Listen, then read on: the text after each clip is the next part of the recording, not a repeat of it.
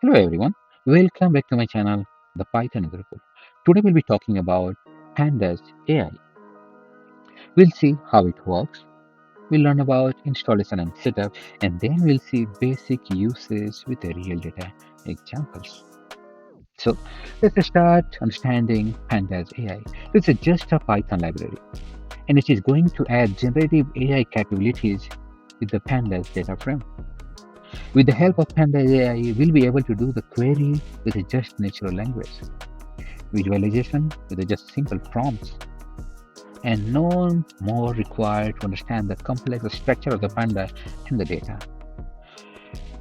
It also provides multiple LLM support, so we should be able to use OpenAI, Llama, Hugging Face, or maybe any other model. So that's neat and clean. So let's see how it is different than the panda. So the traditional panda, for that we need to understand the syntax, we need to know the logics, and then we will be able to bring the pieces together and get the data out of it. But with Pandas AI, all we need to know what we want, and by just constructing the natural language, we'll be able to get everything out of it. So if you have not learned Pandas, I've already created video on Pandas, Pandas series, Pandas data frame, and lots of other operations. So I'll highly encourage to watch this video. Let's move further and try to understand how the Pandas AI works. So the chat, the prompt, the question what we want, we'll be sending the question in natural language. Pandas AI going to send the context to the LLM. LLM will take the control. It will generate the appropriate Python or Panda code, execute them, verify them, and then return the result to us. So all complexity solved by Pandas AI. Where all we can use this? So we can use wherever we were using earlier Panda, like business analytics, data scientist, or for the educational purposes. As it has lots of benefit, it has some limitation as well. If we are planning to use OpenAI, it is going to occur some cost.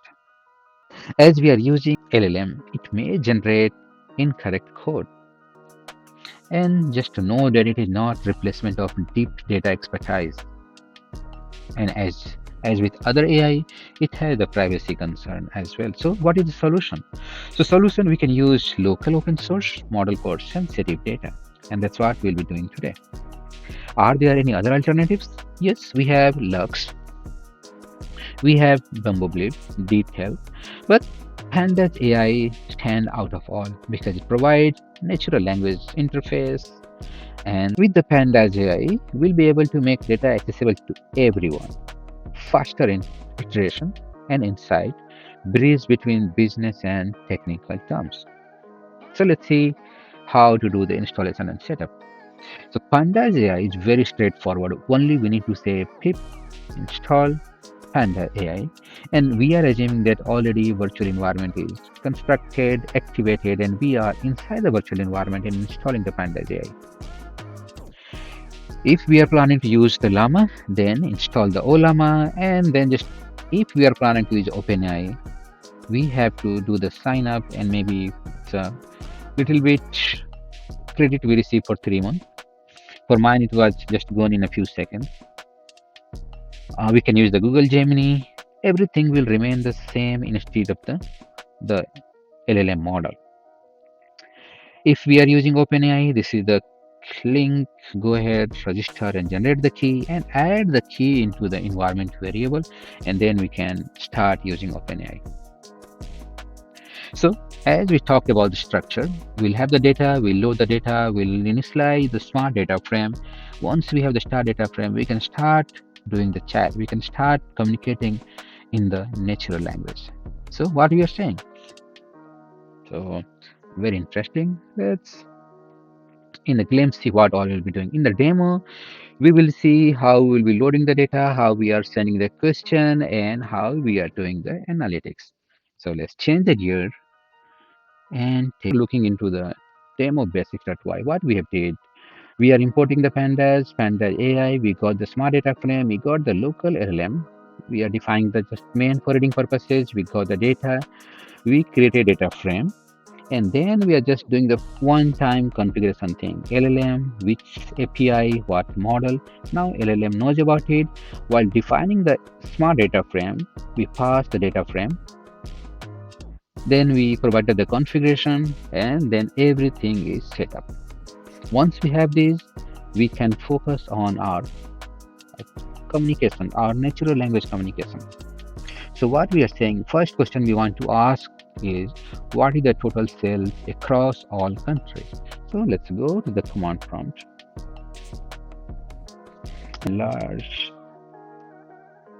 the output, and we will see that it is generating. It says some issue, it will regenerate, list index out of range. So it generated the code, it is validating and regenerating.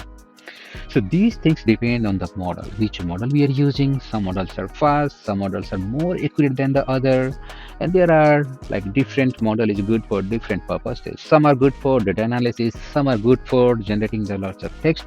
So it depends at what situation, which LLM model we want to use. So we can see that what is the total sale across all the countries, and we can see that it is able to process through and then got the answer. But before getting to the answer, we can scroll down and we can see that it tried to get the answer, but it felt that it's not correct. Again, generating the new code and then circling through the code, and then it reached to the conclusion that the code it got is the correct one. So let's see what we have got. We got the code cleaning, we got the code, did the validation, and then it parsed the result and given back to the result. So the last but not least, this time we will start the interactive Python environment, and there we will just import all the pieces what we need. So we got import pandas as a PD, then we are from Pandas AI, we are importing smart data frame and local LLM, and we are reading the data, some tc.csv. Let's take a look what this data is. So this data is about one of the cell, and it has lots of information like which location, what was the net sale, what was the royalty, and other information. So let's go back here and we load this data, and then we will initialize the LLM.